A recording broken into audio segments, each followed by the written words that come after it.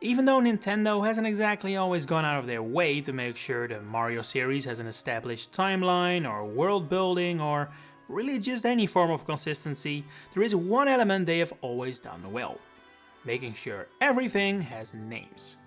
There are very few elements of the Mario series that have unconfirmed or speculative names. No matter if an enemy shows up in one game, in one world, or in one level, they will have an official name as if they're super important. Sometimes it takes a while for that name to surface, or it may change over time, but eventually we always get one.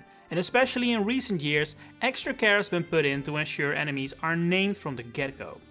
But more often than not, these names are not used in-game at all, and so you could play these titles your entire life and never realize all these little enemies actually have names.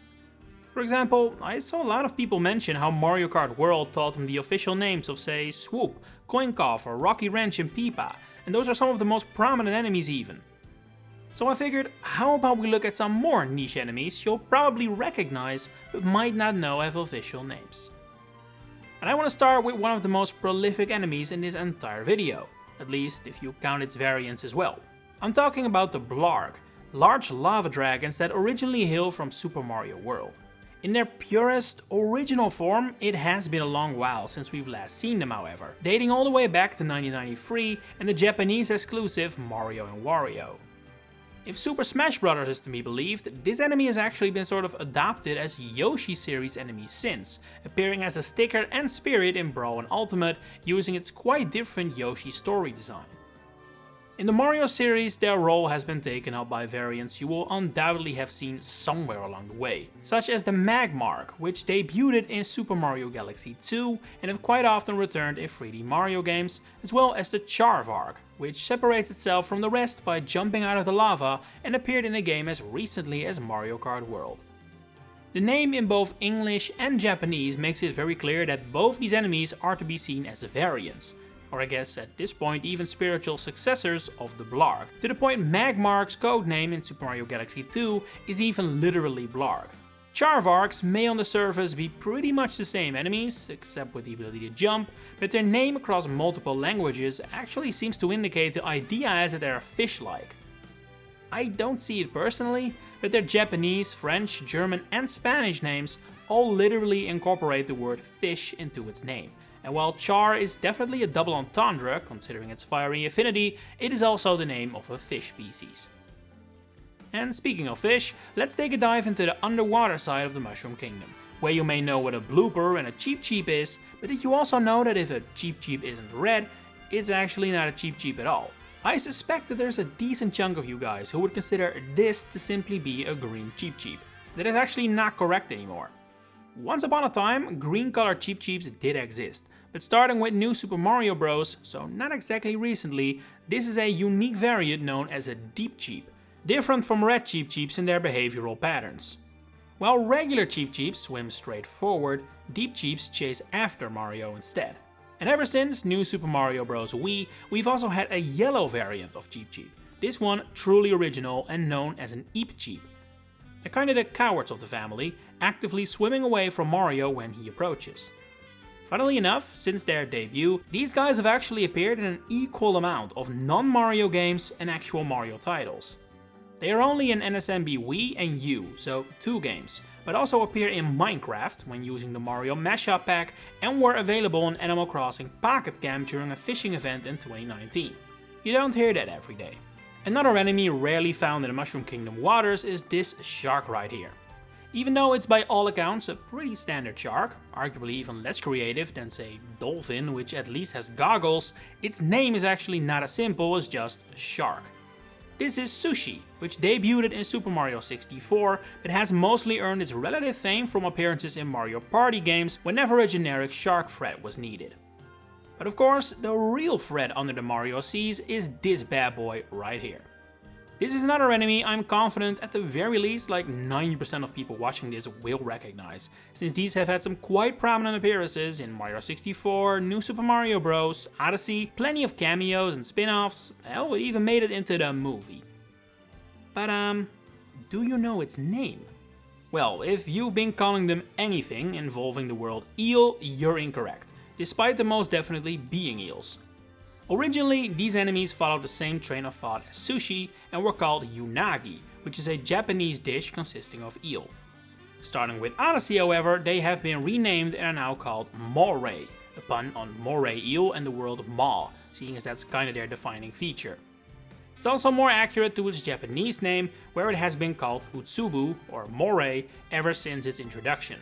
Let's go for a quick fire round next, featuring several enemies I'm 100% sure you'll recognize, but might have zero clue what their name is. First up, a face, or body, depending on how you look at it, that everyone who has ever booted up Mario Sunshine will recognize, but I genuinely had no clue what this guy was called until I started research for this video. It's a Goomba, FYI, a name that during development wasn't used, with instead Swoopin' Stew, as a foil to Strollin' Stew, as well as Namekuri used. What the latter is derived from, I have absolutely no clue, but it doesn't matter anyway, as it was only used in strategy guides of dubious origin.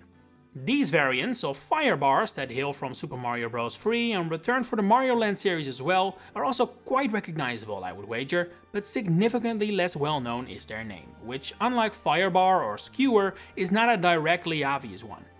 This is a Roto Disc, which haven't been seen in a long time now, even though they also make an appearance in the Mario movie.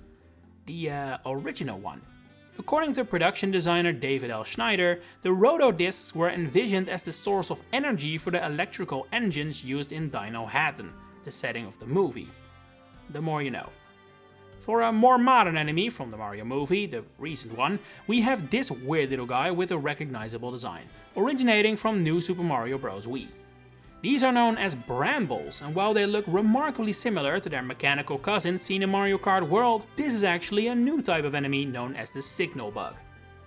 We're on to an admittedly confusing and inconsistent one next, as we look at the cousin of the Piranha plant. You see, it has over the course of the series been a little unclear whether every Piranha plant can blow stuff in the air and then shoot it or not. In Smash Bros. Ultimate, Piranha Plant can do so, and in Mario and Luigi Brothership, this is also an attack used by regular Piranha Plants. But originally, these were unique variants known as Patuis.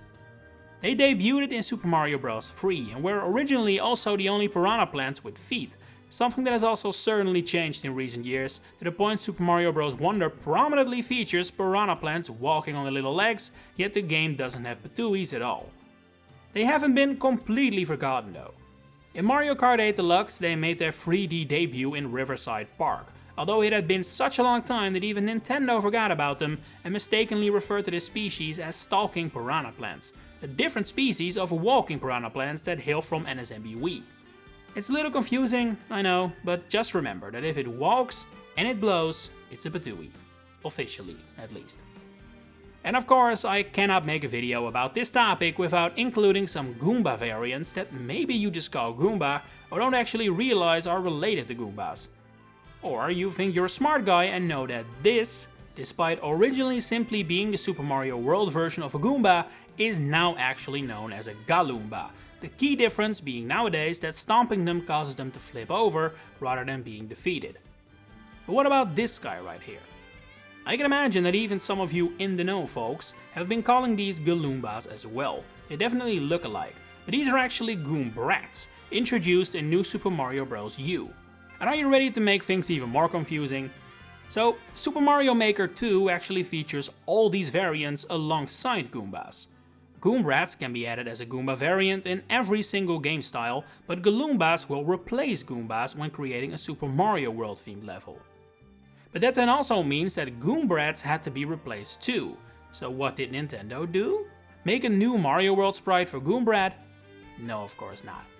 Introducing the Goombud, a Mario Maker 2 exclusive enemy that are essentially just Goombrats, except they now look like a Galoomba. If you already knew that, I really tip my hat to you, you know your stuff. But there is another Goomba variant where knowing your stuff is actually a bit of a disadvantage. These prominent Goomba variants hail from outer space, and thus appear first in Mario Galaxy. In the first game, they are known as Electro Goombas, to the point a trading card was even released bearing this name. So if you were a devoted Mario fan at the time, you might be just like me, thinking you know this enemy's name, except its name was changed in Super Mario Galaxy 2 without much fanfare to Octoomba, a name it still has to this very day. It was even changed in multiple languages, as the Electro Goomba name was also used in French and Italian, before then switching towards their own variants of Octo Goomba. And that is, by the way, more or less the name the enemy has always had in Japan, so once again it is at least more accurate to the source material. Did you know all these enemy names? Or did some surprise you? Share it in the comments below. If you enjoyed this video, please consider giving it a like and subscribe to the channel to stay updated on all my future Mario content coming up. For now, thanks for watching and enjoy the rest of your day.